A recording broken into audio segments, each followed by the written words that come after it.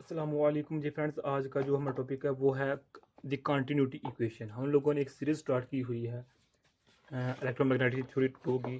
तो इस सीरीज़ में हम इन टॉपिक्स पर पिछली वीडियोज़ में बात कर चुके हैं, ये देखते जाएं।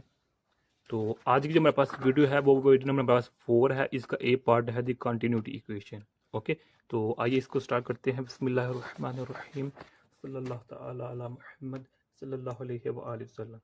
अच्छा, अब बेसिकली ना हमारे पास ये न्यू चैप्टर हमने स्टार्ट कर लिया हुआ है कंजर्वेशन लॉज का। तो इस कंजर्वेशन लॉ में जो हमारे पास पहला टॉपिक है वो हमारे पास कंटिन्यूटी इक्वेशन है। ये देखें, तो इसमें हम लिखा हुआ कि हम कंजर्वेशन मोमेंटम पर, एनर्जी पर, एंगुलर मोमेंटम पर बात करेंगे। तो इसमें भी बताया गया है कि जो हमारे पास जो चार्ज होता है ग्लोबली तौर पर वो कंजर्व होता है पूरी दुनिया में। तो आगे इस टॉपिक में ये भी बताया गया है कि जब कि, किसी रीजन में चेंज इन चार्जेस का मतलब ये होता है कि चार्ज या उस रीजन में तो आ रहे हैं या फिर जा रहे हैं, इसको हम चेंज कहते हैं। तो जो मेन टॉपिक स्टार्ट होता है वो हमारे पास होता है इस इक्वेशन से। ओके, ये मेरे पास इक्वेशन है, वो हमारे पास वी है, ये मेरे पास ये इंटीग्रल है। ओके, ये इंटीग्रेटर है, और ये मेरे पास रो है, ये आर टी है, और ये मेरे पास डी टा है।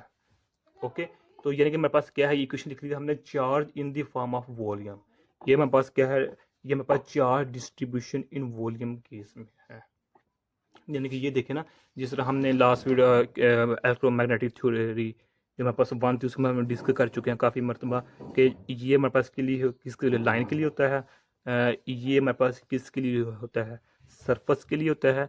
जो हमारे पास ये होता है ये किसके लिए है, रो डीटा किसके लिए होता है, ये वॉल्यूम के लिए होता है। तो ये डी क्यू की वैल्यू हमने इधर पुट की हुई है। ओके, ये वाली, ये मेरे पास एक्चुअली क्या है, डी टी है, ये रो है हमारे पास, ये मेरे पास डीटा है, ये डीटा, सॉरी डीटा कहते हैं इसको, हम डी टी नहीं कहेंगे।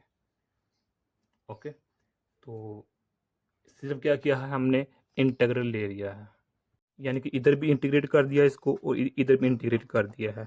तो ये ये बन जाएगा हमारे पास ये वाला, और ये मेरे पास ये हम लिख दिया ये वाला। अब जिस तरह हमने पहले बताया कि चेंजिंग इन चार्जेस का मतलब है कि उस रीजन में या तो चार्ज आ रहे हैं या चार्ज जा रहे हैं।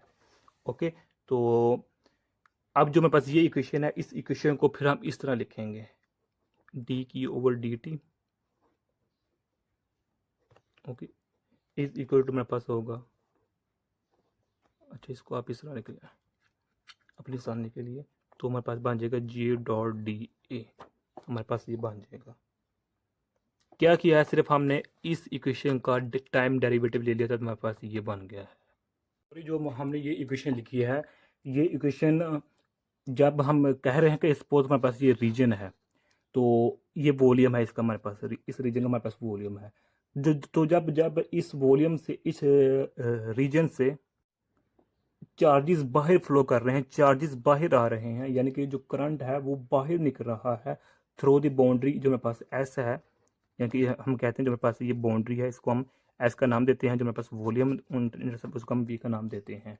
तो जब इस वॉल्यूम में से, इस रीजन में से करंट बाहर आएगा, यानी कि चार्जेस बाहर आएंगे, तो उस वक्त जो हमारे पास कंजर्वेशन ऑफ चार्जेस होगी ना, जिसको हम लोकल कंजर्वेशन चार्जेस कहते हैं, वो हमारे पास इसके इक्वल होगी। ये हमारे पास किसको शो कर रहा है, जो हमारे पास डी किसको शो कर रहा है, सरफेस को। ओके, जो मेरे पास ये डी टा था ये किसको शो कर रहा था, वॉल्यूम को। जिस तरह हमने पहले स्टडी बताया ना कि जब किसी रीजन में चार्जेस इंटर होते हैं या आउट होते हैं तभी वो चेंजिंग होती हैं। तो जब हम कहते हैं कि किसी वॉल्यूम में, किसी रीजन में जो चार्जेस हैं वो बाहर निकल रहे हैं, यानी कि चेंजिंग चार्जिंग हो रही है, कि करंट बाहर निकल रहा है थ्रू द सरफेस एस के थ्रू, तो उस केस में हमारे पास ये हमारे पास कंजर्वेशन ऑफ चार्जेस होती है।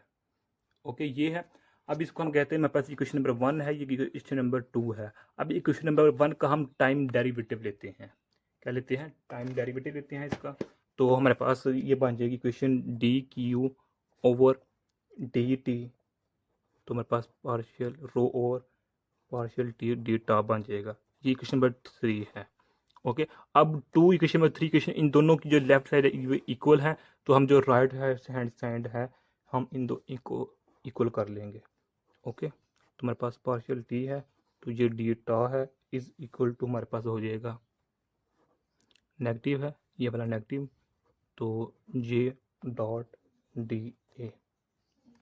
तो अब इधर हम क्या करेंगे, जो राइट साइड है हमारे पास, इधर हम डाइवर्जेंस अप्लाई करेंगे। जो हमारे पास डाइवर्जेंस थ्योरम होगा उसको हम इधर अप्लाई करेंगे तो हमारे पास जो ये वाली होगी, ये हमारे पास डेल डॉट जी डी टा बन जाएगा। ओके, डी टा डाइवर्जेंस यानी कि एरिया से हम फिर वॉल्यूम में कन्वर्ट चुके हैं by using the divergence theorem. तो ये मेरे पास ये है। अब ये इससे कैंसिल, ये इससे कैंसिल, तो मेरे पास क्या बन जाएगा, rho over T is equal to negative J. Okay, तो यही मेरे पास इक्वेशन ऑफ कंटिन्यूटी कहलाती है। अब जो मेरे पास ये नेगेटिव साइन है, ये नेगेटिव साइन क्या शो कर रहा है कि चार्जेस बाहर निकल रहे हैं, मींस जो रिड्यूस हो रहा है हमारे पास जो एरिया है। तो ये इक्वेशन ऑफ कंटिन्यूटी है। तो अब यहाँ याद रखिएगा कि कंटिन्यूटी इक्वेशन को प्रूव करने के दो मेथड्स होते हैं। एक मेथड ये है कि हम जिस तरह अभी हमने देखा कि हम फ्रॉम कंजर्वेशन ऑफ चार्ज से इसको हम प्रूव कर लें, जिस तरह हमने ये प्रूव किया है। यार एक और मेथड है जो है from fourth equation of Maxwell, यानी कि ये देखें कि ये देखें हमने पीरियड नंबर 3 में मैक्सवेल को डिटेल में डिस्कस किया हुआ है। तो जब हम मैक्सवेल की फोर्थ इक्वेशन को लेते हैं, ओके, तो फोर्थ इक्वेशन यानी कि जो मेरे पास है वो मेरे पास क्या है, डेल डॉट जो मेरे पास बी इज इक्वल टू ये है। लेकिन हम मैक्सवेल की फोर्थ इक्वेशन की बात करें तो मेरे पास फिर ये टर्म भी ऐड होगी हमारे पास। ओके, तो ये मेरे पास ये मैक्सवेल की फोर्थ इक्वेशन है। इससे भी हम इक्वेशन ऑफ कंटिन्यूटी निकाल सकते हैं। अब वो इस इक्वेशन से हम किस तरह इक्वेशन ऑफ कंटिन्यूटी निकाली हुई है, वो हमने इस डी पार्ट में मैग्नेटिक चार्ज में डिस्कस किया हुआ है, जो वीडियो नंबर 3 का डी पार्ट है। ओके, तो यही आज का हमारा इतना सा टॉपिक था। अगर आप लोगों ने अभी तक हमारा चैनल पाक MN अकेडमी इसको सब्सक्राइब नहीं किया तो प्लीज़ सब्सक्राइब करा दीजिए। जज़ाकल्लाह खैर, अपनी दुआ में रखिएगा। अस्सलाम वालेकुम व रहमतुल्लाहि व बरकातुहू।